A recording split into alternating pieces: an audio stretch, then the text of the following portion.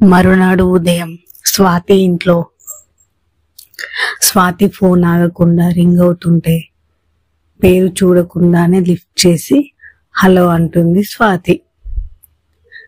ప్రియా, ఒసేయ్ ఇంకా పడుకొని ఉన్నావా?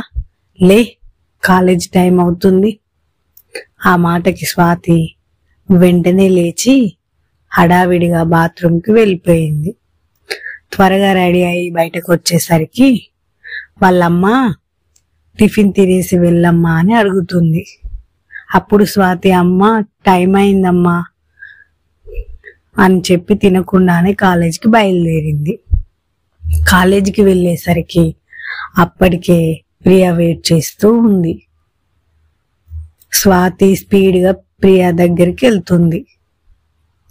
స్వాతి, ఏంటి ఇంకా ఇక్కడే ఉన్నావు? పద క్లాస్కి వెళ్దాం.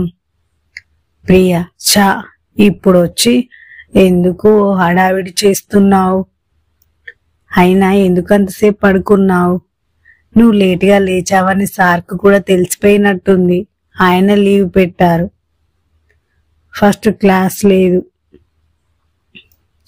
స్వాతి, హో అవునా, టైం అయిపోతుందని టిఫిన్ తినకుండా వచ్చాను.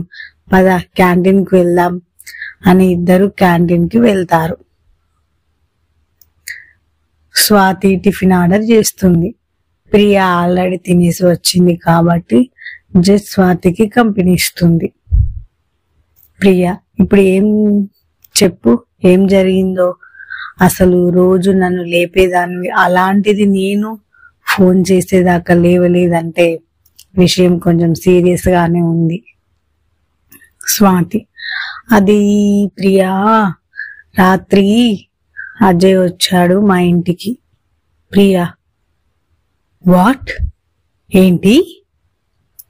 వస్తే ఇలాంటివి కొంచెం ప్రిపేర్ చేసి చెప్పవే తల్లి, నా గుండె ఆగిపోయేలా ఉంది. అయినా ఎందుకు వచ్చినట్టు? స్వాతి, అజయ్ ఇంటికొచ్చి వాళ్ళ పేరెంట్స్ తో మాట్లాడడం, తర్వాత తను కాల్ చేయడం, ఇంటికి రావడం అన్నీ చెప్తుంది. ప్రియా నోరు కళ్ళు వదిలేసి అలానే వింటూ ఉండిపోయింది షాక్ లో. స్వాతి చెప్పటం అయ్యాక ప్రియాని గట్టిగా కదిపేసరికి ఈ లోకంలోకి వచ్చి గటగట వాటర్ తాగేస్తుంది టెన్షన్ తో.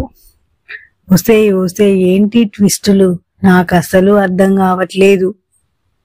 స్వాతి, రాత్రి అంతా అజయ్ గురించి ఆలోచిస్తూ లేట్ గా నిద్రపోయాను, అందుకే మార్నింగ్ లేట్ అయింది. ప్రియా, పోనీలే, ఎలానైతే మీ ఇద్దరు ఒకటి కాబోతున్నారు, నాకది చాలు.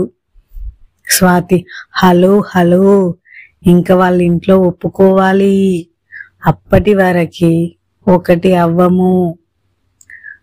సరే పద, నెక్స్ట్ క్లాస్ టైం అవుతుంది, వెళ్దాం. ప్రియా, సరే సరే వెళ్దాం అని ఇద్దరు క్లాస్లోకి వెళ్ళిపోతారు. ఆ రోజంతా అజయ్కి క్లాసెస్ ఇంకా ప్రాజెక్ట్ వర్క్ తో స్వాతిని కలవటం కుదరలేదు. సో ఈవినింగ్ క్లాస్ అయ్యాక బయటకు వచ్చిన అజయ్ పార్కింగ్ దగ్గర స్వాతి కోసం వెయిట్ చేస్తూ ఉంటాడు. స్వాతి ప్రియతో మాట్లాడుకుంటూ వస్తూ అజయ్ని చూడదు. కాని ప్రియ అజయ్ని చూసేసరికి అజయ్ ఉద్దేశం అర్థమై, సరే స్వాతి నేను వెళ్తా, నువ్వు జాగ్రత్తగా ఇంటికి వెళ్ళు అని అజయ్ దగ్గరకు వచ్చి కంగ్రాట్స్ చెప్పి వెళ్ళిపోతుంది. అప్పుడే మన మేడం గారికి అర్థమవుతుంది ఎందుకు ప్రియా వెళ్ళిపోయిందో అని. అజయ్, ఏంటి పక్కనున్న పట్టించుకోవా? స్వాతి, అది సారీ, చూడలేదు. అయినా ఇక్కడ వెయిట్ చేస్తున్నావేంటి?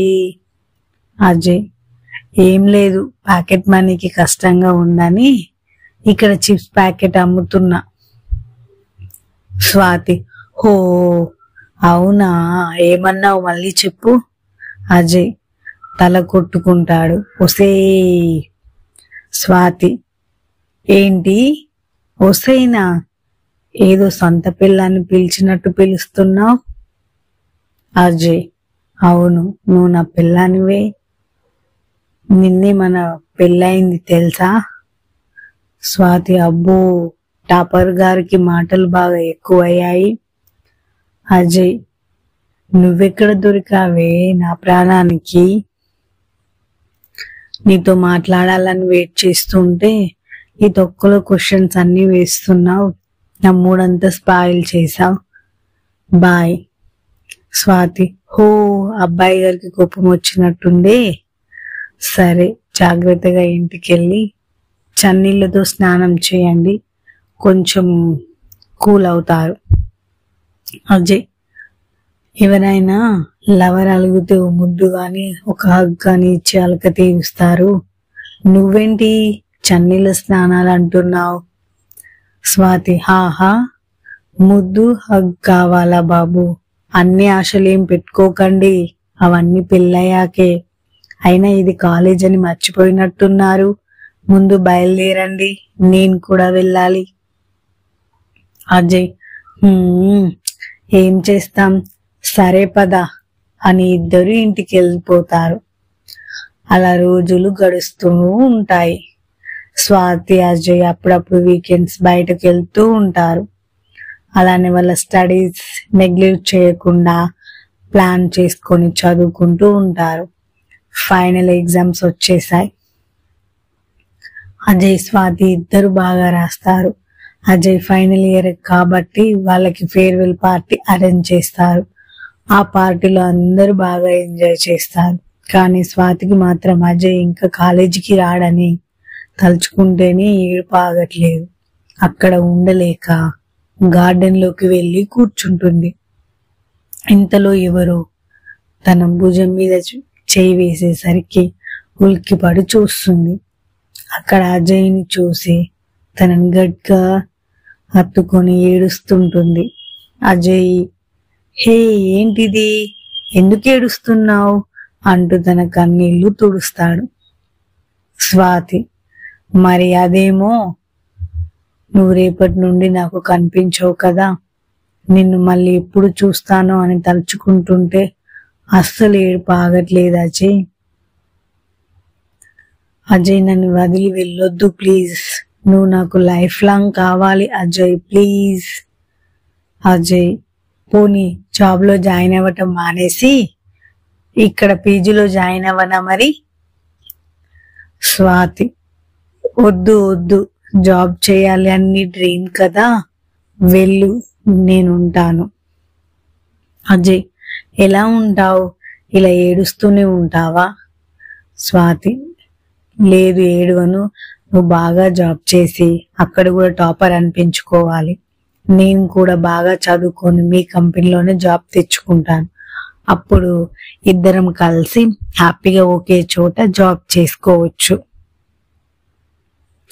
స్వాతి కొంచెం నార్మల్ అయ్యేసరికి అజయ్ కూడా హ్యాపీగా ఫీల్ అయి ఇద్దరు కాసేపు అక్కడే కబుర్లు చెప్పుకొని, స్వాతి ఇంకా ఫంక్షన్ లో ఉండలేక ఇంటికి వెళ్తానంటే అజయ్ ఇంటి దగ్గర డ్రాప్ చేసి తను కూడా వెళ్ళిపోతాడు. రోజు స్వాతి అజయ్ ఫోన్ లో మాట్లాడుకుంటూ ఉంటారు. కొన్ని రోజులకి అజయ్ కూడా జాబ్ లో జాయిన్ అవ్వడానికి వెళ్తాడు. తను జాబ్ చేయడం వల్ల నాన్నకి ఇష్టం లేకపోయినా అజయ్ ఇష్టం కాదనలేక ఒక 2 సంవత్సరాలు మాత్రం జాబ్ చేయడానికి ఒప్పుకుంటారు.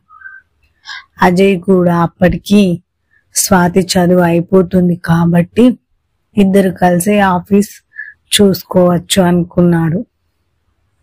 జాబ్ లో జాయిన్ అయ్యాక అజయ్ కొంచెం బిజీ అయిపోతాడు ట్రైనింగ్ తో ఇంకా వర్క్ నేర్చుకోవడంతో. కానీ టైం దొరికినప్పుడల్లా స్వాతితో మాట్లాడుతూ వాళ్ళ ఫ్యూచర్ గురించి ప్లాన్స్ వేసుకుంటూ హాయిగా ఉంటారు. అలా చూస్తుండగానే స్వాతి ఫైనల్ ఇయర్ కి వచ్చేస్తుంది. తనకు ఒక మంచి కంపెనీలో జాబ్ వస్తుంది.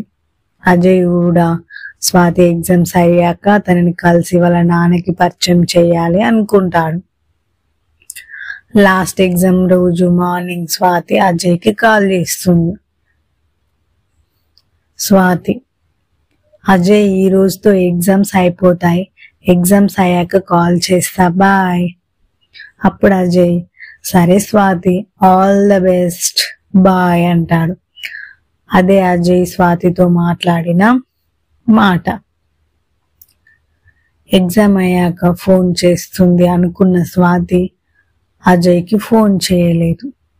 అజయ్ చేసిన ఆ ఫోన్ కలవలేదు.